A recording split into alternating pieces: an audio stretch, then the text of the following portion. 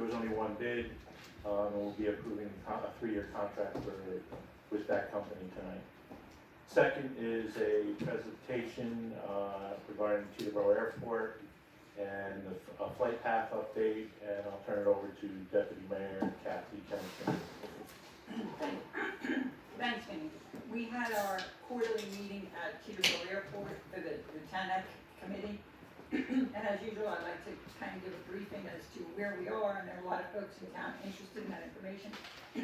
Unfortunately, I had a video tonight that I thought was very good. It explained a lot of the issues that we're having, but for some reason, it's no longer accessible. Frank's been trying, and I've been trying, but so I'm going to have to try and explain and talk through it as best as I can. But to start, let me give you the highlights of the meeting. Pretty much, I was very happy at this meeting that Teterboro Airport is really moving in the direction that we've been pushing them to move in for quite some time now. The big thing that myself and some of the other towns have been fighting for is to get Teterboro more engaged with their users of the airport so that they would be promoting the use of this alternate flight path and interacting in a better way with the users to convince them of the hardships that not only Hackensack but other towns that are directly under this flight path due to the tremendous volume of flights that we've been seeing over the past number of years. So what the airport has done a couple of things. One thing is some of the newer aircraft is much quieter than its predecessors. So they actually instituted what they call a new Fly Quiet program. And this encourages use of the newer quieter aircraft coming into Teterboro. And actually they're tracking the usage of it by users, and they're going to be giving out what they call a Good Neighbor Award for folks that are trying to comply and trying to use less noisy aircraft coming to Teterboro. So that's a good thing. And we also talked about, I asked them if they could also extend this type of Good Neighbor Award to folks that are using the alternate flight path, and they thought that was a good idea as well.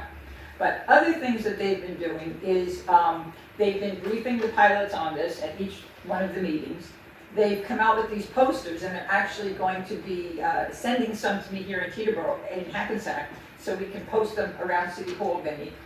It's good. They're posting them in their hallways. They're getting their users to post them, advocating to fly this alternate route. They come out with mugs, all right, and they've been giving out mugs that have the alternate route on it. They're giving it out to the pilots when they have their coffee.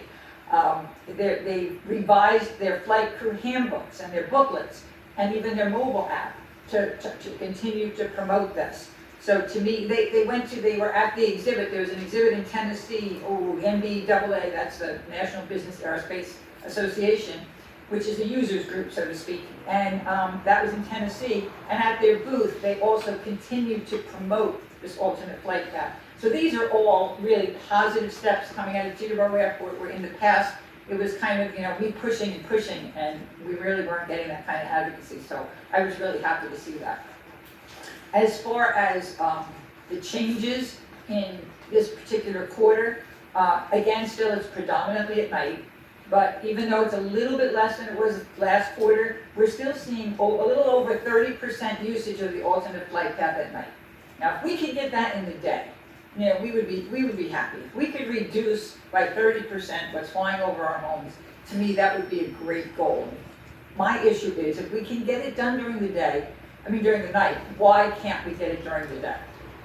So for example, this fourth quarter of 2022, just so you know, on runway 19, that's the flight path that flies directly over Prospect and the Medical Center and Hiller School, there were 11,612 movements. So pretty much these are the arrivals coming in. Of that, 333 flew the alternate flight path. And of those 333, 329 of them were at night. So only 4 people flew it during the day, which is really our biggest issue, that our quality of lives are being compromised, the noise issues during the day, people can't enjoy their outdoor space. So it's not great news, but to me, if we can have this happen 30% at night, why isn't it happening also during the day, and what can we do to get that to change? One more thing before I'm going to show you some more information, but the fall complaints, you guys, we were doing great. Everybody was filing complaints. and we were blowing it away with noise complaints. The complaints from Hackensack are down quite a bit. They're like a third of what they had been, and it kind of makes sense because people aren't outside. You know, it's the cold weather, and yeah, you hear it in your house, but it's not as bad as when you're sitting in your backyard or sitting on your deck. So we've got to, you know, all the folks that have helped me tremendously over the past couple of years by taking the time to push that button and file that complaint. Let's keep doing it or get back into doing it the way we were, because, you know, data speaks for itself. So let's not let this go, folks. We're making progress and we can't be discouraged. Okay, so the issue, you could put that slide up now, and it's going to, without my video, I'm very upset. The video would have set the stage for all this, so I'm going to have to kind of try and talk through it. All right, the issue is, before we even look at this mess, the issue is during the day, we have to realize that there's a lot of airports in our nearby vicinity. So the ones that are the most contentious to us, all right, are Newark Airport and Caldwell Airport. All right, so if you look at this, make some colored spaghetti up here, all right, green, you see the green? The bright neon green lines, that is flying the old flight path into Teterboro Airport. All right, you see the hot pink lines? That's flying the alternate route over Route 17 into Teterboro Airport. You see the blue lines. The blue lines are flying into Newark. You see the yellow, really messy lines? That's flying into Caldwell. Into where? Caldwell, another small airport. Okay, so the three airports are really in a fairly close, the routes are in a fairly close proximity of each other. So that is what our air traffic controllers, where we're getting some pushback, are concerned about, because they're managing all of this. Now, 100%, so you know, the pink, the new alternate flight path is 100% safe. Remember, that would never have been approved. It took us years to get this done, folks. It's 100% safe. But you still have to deal with the folks that are allowing or disallowing folks to use that, which is the air traffic control. Now, can you see the red lines, or try and see the red lines? I know that might be hard to read. All right, that's showing the differences are green and pinks to the blue and yellows. All right, so there's aircraft rules, all right, and those rules are what deem to make these things safe and usable. All right, so the aircraft rule is, when I'm looking at these spaghetti lines, correct, depending on the altitude, I have to be, if I'm looking laterally, that's horizontal, like people that are next to me laterally. If I'm looking laterally, the rule says I should be either 3 miles apart, anywhere from 3 miles to 5 miles apart. And that 3 to 5 number depends on how high, what your altitude is, how high in the sky you are. So if you're way up there, you're going to be, it's necessary for you to be 5 miles away. We're on approach here. So when you're at this particular position, the number is 3 miles apart. So if you could read those reds, which you can, if you look at the greens to the blues, let's say, because the blues are the color, there you go, thanks. The greens to the blues are like almost 5 miles apart, so they're way apart. And that's not a real requirement, they're far apart. If you look at the top red lines, right, that's showing the pink to the yellow. So that's saying us to Caldwell. We're still averaging over 3 miles apart. You look at the second one, that's 2.8. We're darn close to 3 miles, and that's us alternate route into Newark. But there's a second rule, all right? So there's the lateral rule, 3 to 5, and then there's the vertical rule, how far above or below you there are, okay? So the vertical rule says it's one or the other, or it could be both, but one or the other meets the requirement. So the vertical rule says as long as, at this point in our flight, as long as we're at least 1,000 feet apart vertically, and Newark is, the blue lines. So everything, I just want everybody to realize that all of this is safe in context. That's how it got approved. These flights, these are average, these are real numbers, these are real pictures of flights that are coming in. This isn't drawings, this is a snapshot of one particular day or a part of the day. So if you look at it, you have to say to yourself, all right, so what's the problem? You know, why aren't we using this more in the day? And why are we able to use it at night successfully? Well, if you hear their side of the story is, of course, at night there's a lot less volume. So when the air traffic controllers are managing their airspace, there's a lot less for them to look at, and they're allowing it. When you look at during the day, and you can just imagine folks that live in town, I can hear them, I can clock them at like every 90 seconds they're flying over my house. So it's a lot more they're looking at, and this is something new. And you see the yellow line, so it's coming out of Caldwell. There's a lot of training that goes on there, and people taking test runs. So it may not be, like you see how close the blue lines are, how close the green lines are. So their real concern is not us in Newark. I had a conversation today with the FAA. Their real concern is us and Caldwell. So what we've asked them to do is to at least promote this. Because right now, the FAA has a video that I was going to show you today till they made it private, so Frank couldn't play it for you. In their video, the FAA is telling folks to request it at night. So we've been doing this now since the second quarter of last year. So what I've asked them to do for us is say, all right, they wanted to create a baseline. We have a baseline. 30%, and even more than 30% consistently is happening now at night. So they're flying it, we're getting experience with it. Let's try and change that video. Instead of saying, request it at night, request it whenever weather conditions are appropriate. And let's at least get some traffic during the day so pilots can get used to it. The folks I work with at Teterboro tell me what they're trying to get the FAA to do. Apparently, for some reason, and I've never paid that much attention to Saturdays, but they're telling me that Saturdays are a relatively quiet day, it seems, for between Caldwell and Teterboro. So they're trying to at least get the FAA to say, let's try using it on Saturdays, as long as it's, visibility is good.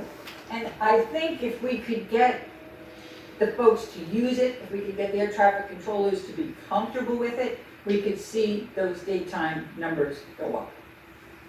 So again, this is where we are. I like to try and educate everyone, the council members and the public to the extent they're interested. So you see, we're not giving up, okay? Those of you that know me know I never give up. So we're not giving up. We've been fighting this for 10 years, and we're going to continue. But, knowledge is important. We need to understand, as a city, what the issues are and try and address them in the best way we can.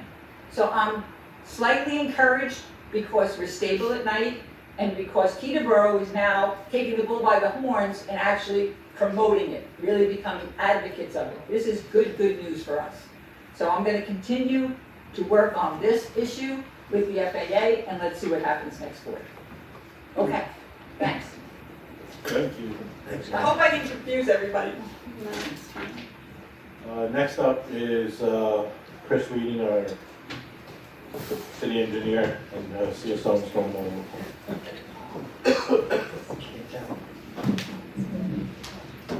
Good evening, everybody. How are you? Thank you. All right, so for our CSO and construction projects update, we have an overview of our current construction projects. There's highlighted a couple of new items from last presentation. That includes CDBG roadway improvements, Hopper, Ames, Kenton Core, and also some the Summit Avenue and 2022 resurfacing program. So those are slated to be started this spring. We're just waiting on the bid review for the second projects that are highlighted there. Everything else on the schedule status is unchanged.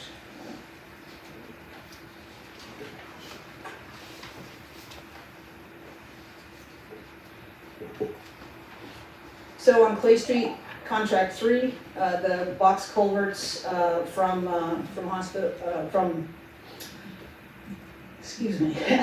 from Hackensack University Medical Center have been delivered and are staged on site for installation. That installation will start after the railroad crossing, which is scheduled to occur in March. Other activities, construction of the installation of the sewer main is continuing on Railroad Avenue. Clay Street Contract 2 has been in a bit of a hold for the last couple weeks as we've been awaiting the flat gates delivery. Those have been received this week and are starting to be installed this week. No update at this time on Voorhees. We do expect contractor's proposal with justification later this week, so we're eagerly awaiting that. Chris, could you give us a little more info on that? Can you go back to that? I mean, geotech was done here, right? Yes, there was a geotechnical engineer's report. And have we done a comparison to that and where the test points were compared to what Fletch Claimer is claiming? Were we in the same area? Is he in a new area? I mean, do we have some idea geographically what's going on here? We don't, all we have is a cost estimate at this time. We don't have any sort of a claim. That's what we've been really, trying to. But we need to do that. Absolutely, that's what I'm We need expecting to- this week. To me, before we have any type of discussion, we need to understand where the geotech people were, where Kramer is, and why are we seeing these huge discrepancies? And so I'm hoping that that's our next step. That is our next step, yes. And that's what we're expecting later this week is that justification that explains why they are making this claim, why they think they're entitled to this Well, claim. not only that, I think we need to know what we got from this geotech report. We need to know where they tested, and did they go deeper, not deep enough? Were they in the right proximity of where Kramer's seeing this issue? I mean, It was in the exact place where we are excavating for the wet well. So the problems that were encountered were where the new wet well for the pumping station is being installed. There was one boring taken as part of the design at the center of that wet well. Well, maybe the center, I mean, I guess you've got to compare, does Kramer at least have pictures? Did you get anything from Kramer? Pictures of what he's seeing, photos? We were on site, and our, the design geotechnical engineer was on site to observe the conditions, so we could see what was happening in terms of the excavation, where the excavation was being undermined as they continued to go down. The water content in the soil increased, and that was causing liquefaction of the soils, and so the soils kept flowing into the bottom of that excavation. I think the point I'm trying to make is we need to understand, did the geotech go down far enough when they did it? Were they in a similar area? If we go back to where geotech did their work, is it that much better? Is it more stable? Could there be a simple adjustment? I mean, you know what you should be doing. I'm just saying, we talked about this as a council, and I think we just want a little bit more information before we, proceed. Agreed, yes, and to answer the question about did they go far enough down, the boring that was done went to at least 50 feet. I don't recall specifically the depth, but it went to at least 50 feet, and right now the proposal is for sheet piles. That's what Kramer's proposal is, to install sheet piles to 40 feet. So I believe we have adequate information for the plan. I think we just have to really do a solid comparison and maybe do some more testing before we even negotiate in this issue. So we really know what the problem is. Perhaps. Yeah, okay, thank you. Hopefully not. And I do expect to have an update for you later this week. Thank you. Okay, Carver Park, we talked about this, when Aaron Ablin talked about this last meeting. Council directed us to meet with the basketball league, and we did also sit down with the rec department to go over what Carver Park should include in terms of the arrangement of basketball courts. Essentially, what we're looking at, and I apologize, I don't have an updated plan as yet, but we're talking about kind of a modification of what's shown here as option B that was presented 2 weeks ago. The modification is there would be 2 junior high school size courts on the right side and 1 high school size court on the bottom left. There were some other minor instructions from the rec board and the league representative, and we can incorporate those readily. Things like where to put the bicycle rack and so forth, and those are. What are we looking at here, Chris? This is Carver Park option B. So what you see here is, Two high school and one junior. it's 2 high school and 1 junior, and we're basically flipping that and doing 1 high school And and does 2 this junior. fit the 2 high school and 1 junior, this fits to this Yes. description? Yes. Did we, Chris, who did you speak with from the basketball community? I know we had asked to reach out, did anybody reach out to coaches from the junior programs? Yeah. Because I'm partial to the 2 high school and 1 junior. And one of my reasons is, I mean, we have a large amount of basketball players in Hackensack. But high school level kids are gonna be there much later, the availability much later than the junior high school level will be. And you have the opportunity to use those courts more. Whereas I feel that junior high school at 7:30, they're back home. You're talking 7th grade, 8th grade. But, you know, that's just my opinion, but who did we speak to, besides recreation, did we reach out to any of the The adult. The local travel people. travel people? Yeah, I don't have a No, specific name. somebody, Ryan had met with there's somebody, I don't believe it was Mr. Sims, but somebody from that same organization, I believe. And It they was said several we coaches, don't the high need school to- coach, the middle You don't need the school. NCAA court, that's what I don't the mayor was worried recall about. them saying that. no. Yeah, I can understand that, Yeah. it's just, Yeah. but those guys are, the tournament guys are happy playing on high school court, that's fine. It's just that, I think we're gonna get more use, other use, but the thing is, if you have the larger court, you can restripe one of the courts for both junior and high school, correct? As far as the foul line goes, it can be striped that way. well, yeah, I guess they are the same width, so yes. And the same way, they're just 10 feet difference in length. You could stripe them for the juniors if you needed to, and on that one of the high school courts, if we wanted to, we could put an adjustable backboard. I think there's, my recollection is there was some preference or impetus to have the high school, the larger court, closest to the road, because I'm not sure exactly why, but that's, Well, we could just flip it, probably. I mean, we don't wanna lose the, we could flip it if you don't mind having the high school court on the other side.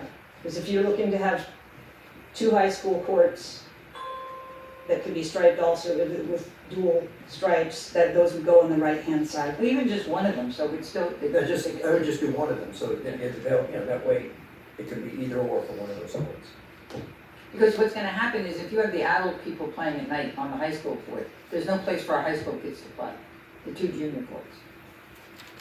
So if you have the 2 high school courts, you could still have the adult league, you could have the high school kids, and you could have the junior, you could accommodate all 3 people at once. When you cut it down to 2 juniors and a high school, it's not gonna work. So, and most my grandson is a freshman now in high school, but like his whole career playing in parks out of town here, they don't live in Hackensack, but he's always played on high school courts as a junior high student. I think it's nice that we'll have one junior high school court, in case we do a good rec program, they could actually have official games.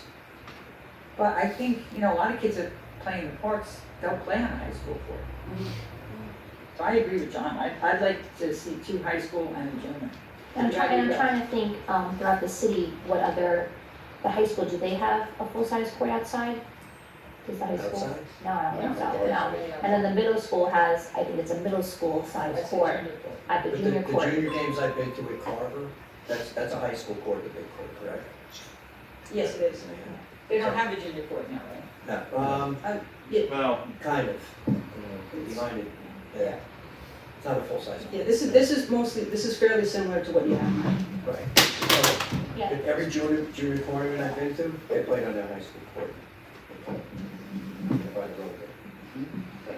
Yeah, I feel like the fact that the high school doesn't have high school outdoor and the middle school does have a smaller court for the middle schoolers, I feel like it's a little, unfair that So, they don't have access to I it would outside. recommend going with the 2 high school and the 1 junior. Okay, so the high school courts would be on the right-hand side in order to work them into this layout and preserve the parking area.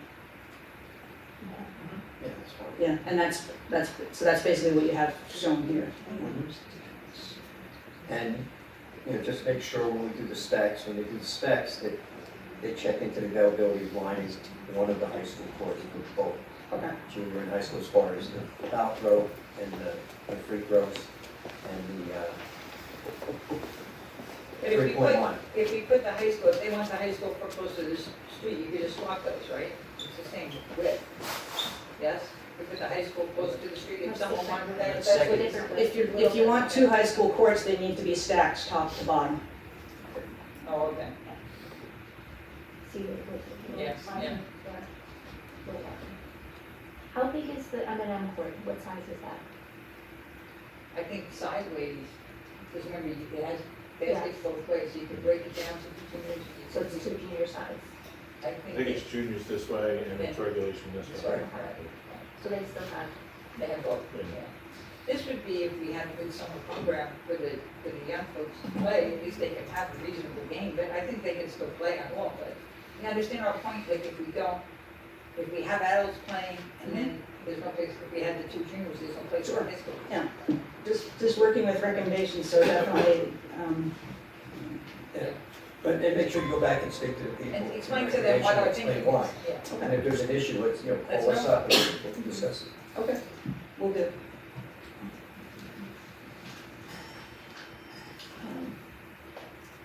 So, other projects on the list, Fashini, we did discuss also with the rec board, the master plan layout as we have presented here previously, and it's been distributed widely. And there is general concurrence with the arrangement of the number and type of fields as shown, except there might, we need to maintain flexibility as we proceed to detailed design to make sure that you're getting exactly the size of fields that you want. In particular, field 4, we want that to be 385 feet is my understanding. So we will be proceeding then with the permit for I believe it's a waterfront development permit for Fashini, based on that master plan layout. And as we have discussed in the past, we are proceeding also now with the design of phase 1 improvements for former fields 8, 9, and 10. Johnson Park, design is underway.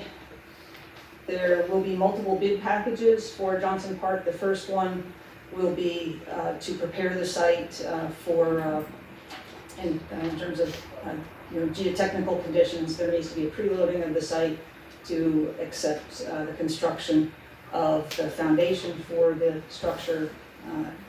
So there will be probably 3 bid packages for Johnson. We expect the first one of those to be coming out shortly.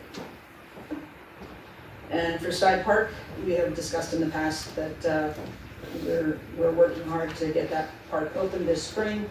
We are working with the contractor to finalize his schedule for punch list items at that park. Okay. Have they been cooperating, that, the vendor for that part? They have been cooperative, albeit, I guess I should say responsive. they have been responsive, yes. They I have- think the main goal is we have to have that open, especially for rec by the end of June, but in the spring would be great, and if we have to wait on the one structure area, that just fence that area off. Because, it's just been down so long. Thanks for that information, because yes, we're shooting for as soon as possible in the spring, and it is weather dependent, to get, those surfaces down, but, yeah, we would really like to see this, April, May. But knowing that we have until June gives us a little bit. I mean, I would prefer spring to We're gonna get push. out there, Yeah, we're but again, absolutely it has to be. Any contractor that's telling you, this and that and the other thing, take them downtown Hackensack and show them what's going on, how fast they're building through all of this. right? It's getting done, you just gotta get it done. But They're the getting it only, done. the only issue I foresee if the play structure's on back order, my suggestion is just to keep that area, you know, contained with a fence and open the rest of the park. I would not to keep it closed just for that one area. Right, so with regard to that non-compliant structure, the approach that we're taking now is to do the easiest thing, which is not to remove it. We do think that it can be usable if we mound up fiber mulch to the right elevation that will allow you to still, you know, play on it safely. It's just that it wouldn't be ADA accessible. It won't have that rubberized surface until down the road when we So then replace that we structure. need till fall or something to do that. Yes, most likely. Moving on to Columbus, Phase 2. Again, we did take comments from the rec board and Recreation Director Patrick Cran on Columbus. The feedback that we heard was that this is a heavily used park. It's a very popular park, and they really saw a great need to have the additional structure, which was not part of the original project that obtained Green Acres approval. So they are recommending the second play structure and also recommending the adult fitness equipment. That the preference for that adult fitness equipment would be to stage it around the walking loop at the park. And so those extra, and the feedback on the baseball field is that we should not make that a turf field. There's too many dogs in the park. That turf would, you know, wouldn't be favorable to dogs roaming the area. So we'll put that to grass instead.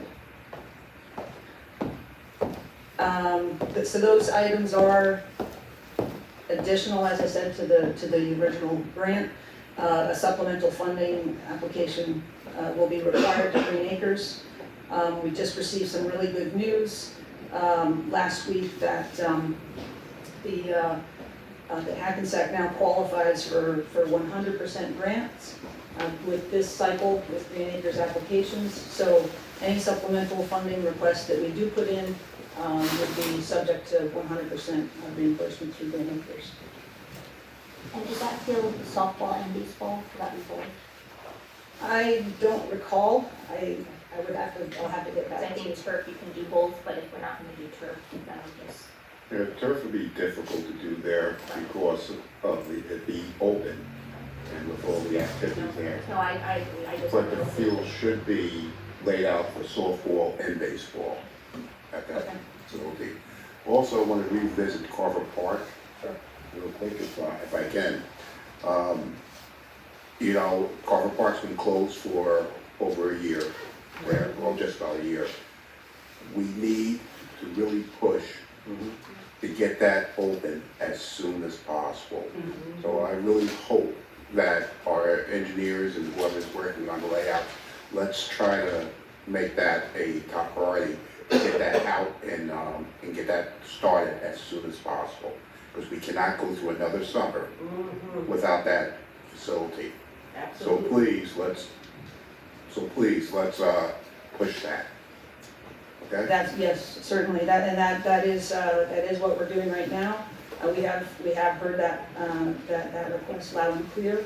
And these applications, the funding for these, Carver and Columbus is in the same Green Acres application right now. So we do have the ability to move funds from one part to the other while we're awaiting the supplemental funding request, is my understanding.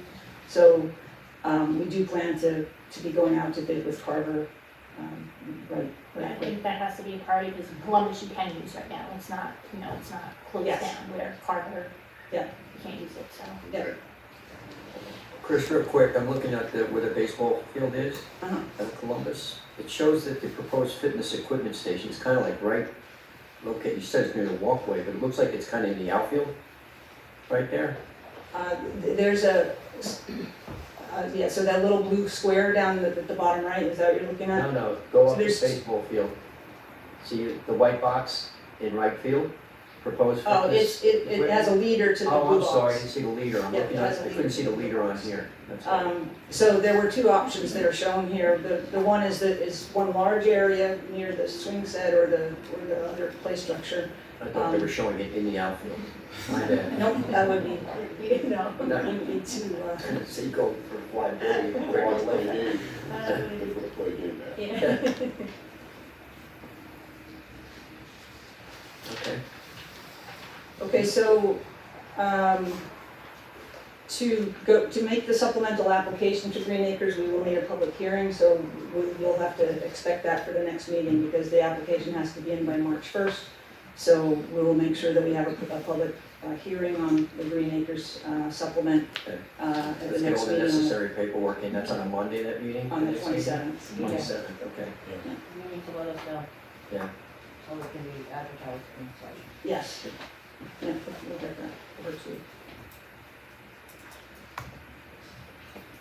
Other construction projects, the Atlantic Street Garage is progressing on schedule. As noted, the parapet repairs have been completed, and the contractor is proceeding with the full depth repairs to the parking deck, concrete and rebar. After those deck repairs are complete, they'll be creating the new entryway onto Atlantic Street to the garage. On Main Street streetscape, the lighting improvements have been about completed on the west side. The concrete sidewalk is nearly complete, and they have started the pavers installation on the west side. On the east side, we have started demolition in the vicinity of Atlantic Street, on Main Street near Atlantic Street. And so that demo on the east side has started. One thing I did notice, on the east side, there's some sidewalk demolition that took place already, I guess. Yes. Yeah, There's some parking spaces there, because what's happening is, and across the street is almost, it's very tough to walk on. So what you have now is an area where people have to walk in the street for 50 to 100 feet. And it's very dangerous. We might want to lose until this is done for a while. There's 2 or 3 parking spaces. If we could put some yodocks or some type of cones or something up, create a walkway, in other words, to keep the pedestrian, so pedestrians can walk on the east side of the sidewalk.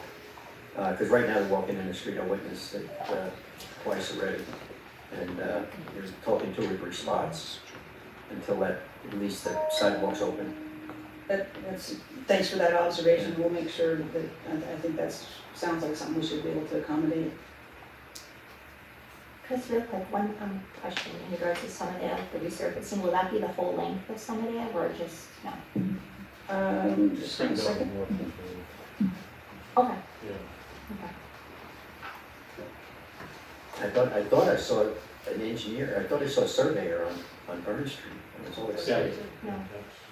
that's gonna happen. When I hear the miller, I'm gonna go tell my neighbors, they're gonna pave our streets. Yes, because every day. Okay, so Vinnie answered your question, right? Because I'm looking for my notes. So north of Spring Valley. Pretty sure. Well, it's Essex, because But then So it's not. Summit Ave, Passaic to Spring Valley. Yeah. Mistake to Spring Valley. Yeah. Passaic. Oh, Passaic. Passaic to Spring Passaic Valley. to Spring Valley, okay. Or some, Okay, The so other not part not is the whole not- length, okay. No, not the whole Okay, thing. okay. the other And part that's is township, the other section is. That's, but that's what I was asking. yeah, Maybe up part to of State it. Street, so the rest is ours. Okay, and I wanted to,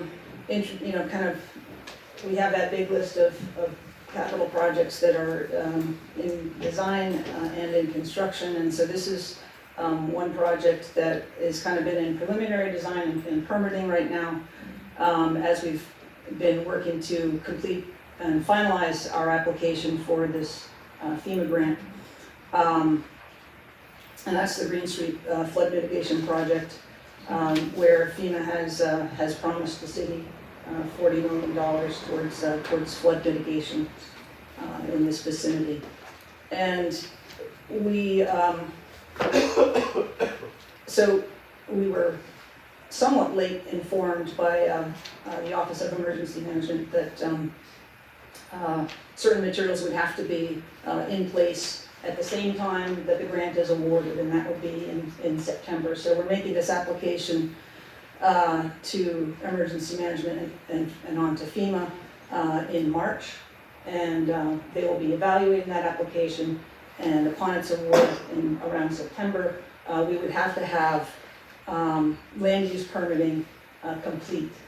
And so in order to complete the land use permitting, there are a number of steps that we need to advance in the design and in the evaluation of existing conditions to get us there. So wanted to give you an overview of, you know, some of the investigations that have been taking place, or just, I guess, you know, some of the output of the model. What you're seeing here is a 5-year storm flood scenario that's showing existing conditions. The project involves installation of a new trunk sewer, probably really several trunk sewers, but one primary trunk sewer that you see on the upper right there. It will lead to a pump station, a new pump station, in the vicinity of the Court Street CSO on the Costco property. So there'll be a new pump station at that location. In order to make this schedule for permit preparation, you will be seeing a number of contract proposals come through shortly within I guess probably by the next meeting. I am hoping that we will have resolutions for your approval for the documentation of existing site conditions. So that will include CCTV and base mapping, test pits in certain locations to confirm to confirm subsurface conditions. Where are the pipes located? Where might there be conflicts?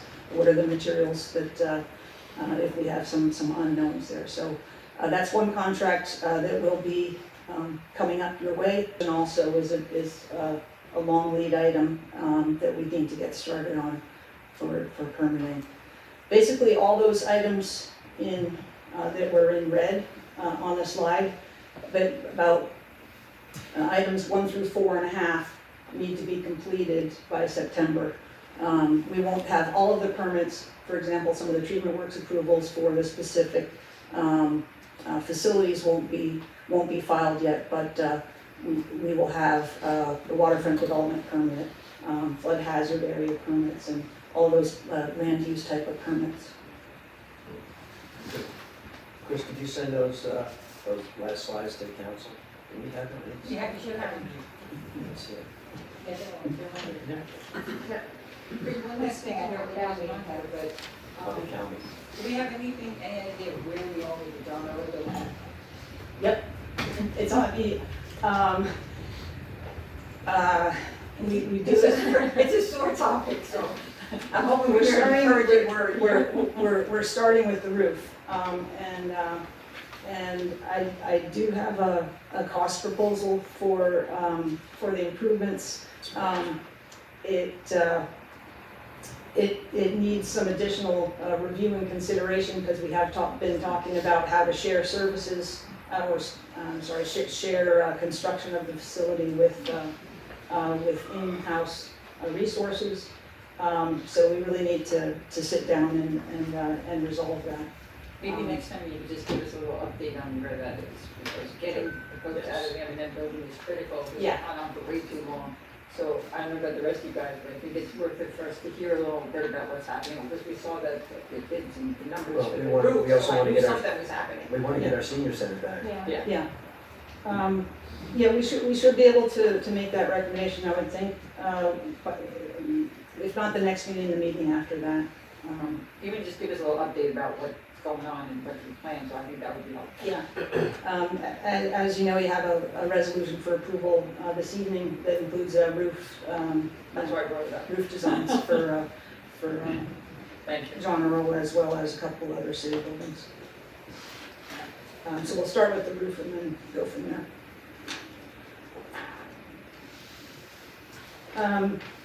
And Deputy Mayor Canestrino, you had asked me to speak to some of the other projects or activities that our department is undertaking.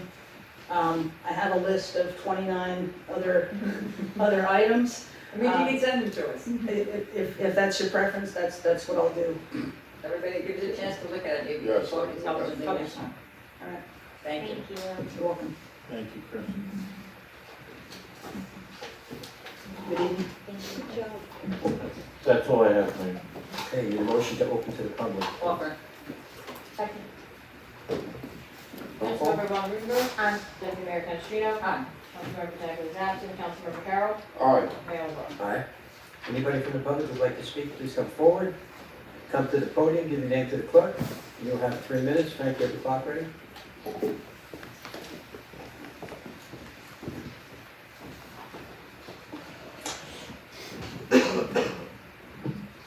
Good evening. Good evening. My name is Dr. Sarah de Bernal. I am the Executive Director for the Latin American Institute. The Latin American Institute is located at 10 Banda Place in Hackensack, New Jersey.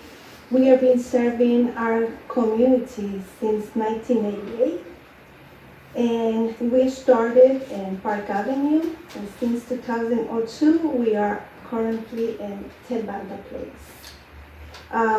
The main focus for us is social services, and thank God during the pandemic we were so happy to be able to serve the community. We started like thinking for 2 weeks we're gonna just give food to the families, but still we are in, delivering, and also families can come to the office and get free food. They don't need to show income or no ID, just churches and families they refer us, so we do that. The purpose that I came today is because yesterday I came to do an application.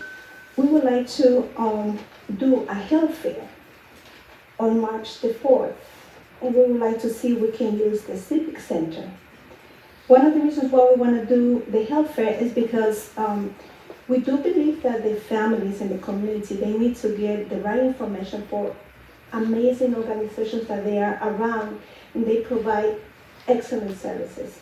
During the pandemic, we refer almost every day to families that they need help with electricity, with rent. So, we make a big contact with agencies that they do a great job. So we would like to see if we can do the health fair, free for the community, free for the city will not have to pay anything. We will be able to cover everything. And when the organizations come also, we're not gonna charge anything. We just want them to come and present the services to the community. By the way, I'm very involved with the community. If you need me, please let me know. My group, my staff, we have social workers, counselors, mentors, we have psychologists. We work very closely with the school, with the high school, with the hospital. Through social services, we are able to connect the families to pro bono immigration lawyers. We notice that's a big thing for families that maybe they don't know the system, they don't speak the language, so they come into our office and we connect them with the services. One of the biggest things that also we do is like we are able to connect families with lawyers. Like, I should not say some of the names because that's not the point, but amazing lawyers that they provide a very low fee for the families, like divorce. I don't know, my time is up. Yeah, divorce, custody, and especially we focus a lot in the fathers that they don't know the system, they don't know the language, but they're very good fathers that they want custody for the kids or visitation. And because they feel like, I'm a man, I don't have rights, maybe, so we are very we connect the families with that. So we are in the process of getting the insurance for the day. We already submitted the application, but I felt, they told me, come and introduce yourself. And we would love to have all of you, if we are, be approved for us to have the health fair, please, I would love to have all of you because I think it's necessary. Thank you so much. Could you, maybe just make sure we can streamline this, and could you leave your information with the clerk, please? Sure, thank you. This way, I know you said it was on March 4th. March the 4th. It's already pending on the calendar. Okay, all right, good. Thank you so much. But the morning is our own health department. Right. Yeah. And with Susan. Yep. Thank you. Yeah. Thank you. Next person from the public, please.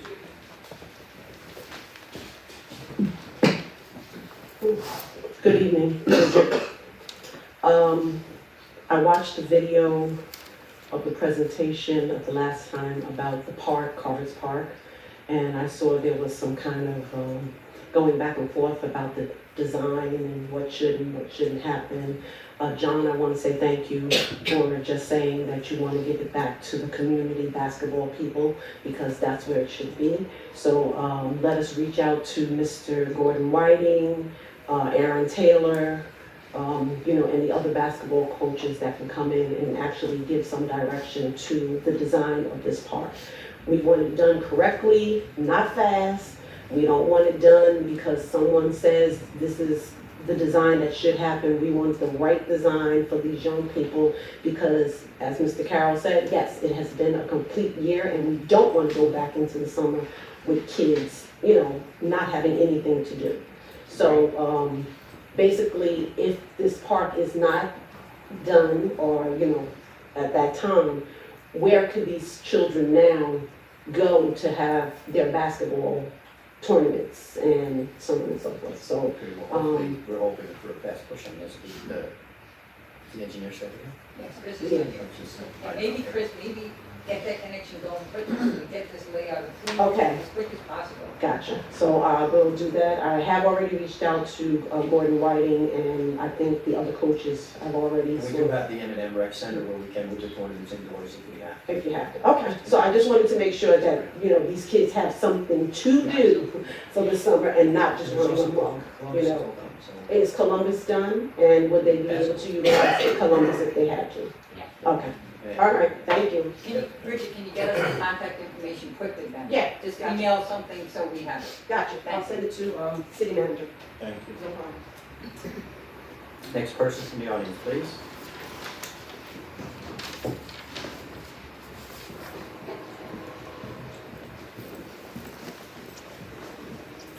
Thank you, good evening. My Good name is evening. Sarah Chesa, and I work in healthcare. I'm a resident. I have emailed, I've walked around Hackensack. I don't live here, I live in Corky. I have my ID here if you wanted it. The issue, and I've noticed some issues with Hackensack, and I have emailed to Mr. Glenn Zabrowski, Ernie, Susan for healthcare. Garbage all over the place around Hackensack bus terminal.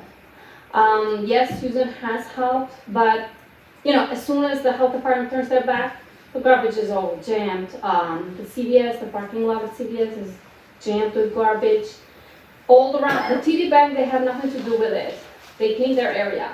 But it's the passengers that are coming. Are you guys writing up fines to those, that say, hey, this is the entity of New Jersey Transit.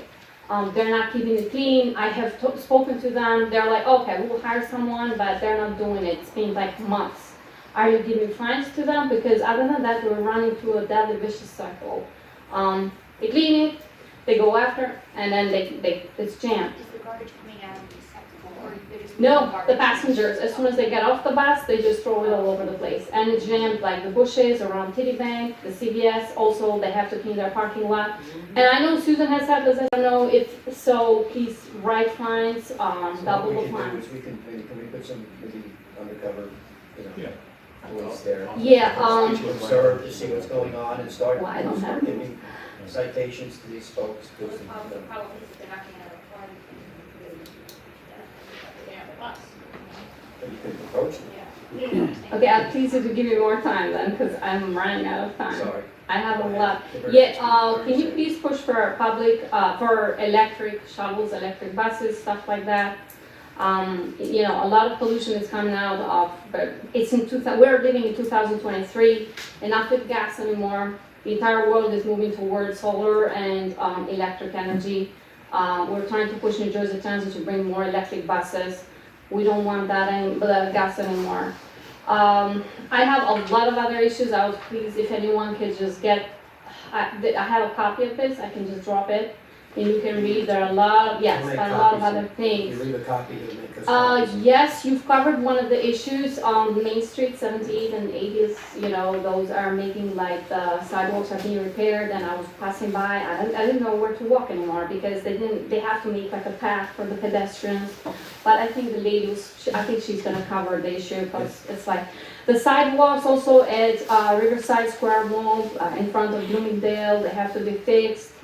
The way that we want, you have in Hackensack, like the names of the streets are this thin, Atlantic Street or Moore Street. It would be great if you come up with new signs, like this, where they have like the name of the borough, the New Jersey Main Street, and 2 arrows below it. 300, 500, they have this in Philadelphia, and the arrows show this direction the numbers go up, and that direction the numbers go down, so we better orient ourselves. I haven't seen it in New York, I haven't seen it anywhere, but in Philly they have this. Also, this one, they have those in Philadelphia too, and I thought it's a cool idea. It's like street maps. I know everybody has a cell phone, but it's better to orient ourselves. And it's a lot of other issues that I You'll have. be able to leave us a copy of that? Yes, this is for you. Thank you. Thank you very much for having me here then. Well, you're quite welcome, ma'am. Thank you, Thank you. bye-bye. Next person from the public? Seeing none, motion to close. Roll call? Councilmember Ron Lieber. Deputy Mayor Canestrino. Aye. Councilmember Pataglia is absent. Councilmember Carroll. Aye. Mayor Wolf. Aye. So I'm gonna take a 5 to 10 minute recess, bio break before we start the next meeting. We're not going back in. so- Okay, then we can. So I need a motion to close the executive session. Offer. Second. All in favor? Aye. Motion to close the council of the whole meeting. Offer. Second. All in favor? Aye. Okay. See everybody back in about 5 minutes.